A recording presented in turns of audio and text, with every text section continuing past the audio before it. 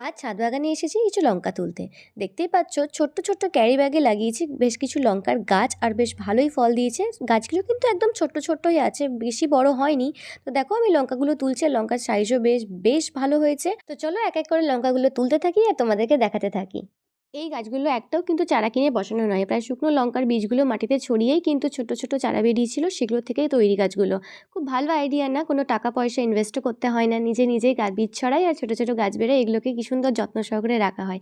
তোমরাও চেষ্টা করো, খুব ভালো ফল পাবে। ব্যাস, এই গাছেরগুলো আমি সবগুলো পেরে নিয়েছি। আর এই গাছে আছে বেশ অনেক কটাই লঙ্কা, আর এই গাছটাও আছে। গাছটা কুকড়ে গেছে, কিছু একটা সার্ফ জল নাকি দিয়েছিলাম, সেটার পরে কিন্তু অনেকগুলো কুকড়ানো ছেড়েছে, আর বেশ লঙ্কাও ধরেছে। পরে যখন দরকার হবে একদম ফ্রেশ ফ্রেশ তুলবো আর নেব। তো আপাতত এই কটাই থাক। আর এই দিকটাতে দেখো, সিমের সিজন প্রায় শেষ হয়ে গিয়েছে, তাও আবার নতুন নতুন সিম ধরেছে। আর এগুলো প্রায় মটরশুঁটি সিমের মতো দেখতে, মানে চ্যাপটা চ্যাপটা না, ওই মটরশুঁটির মতো যেরকম হয়। এটা মানে প্রথম আমি দেখলাম আর কি, আর খেলাম তো বেশ ভালোই লাগলো।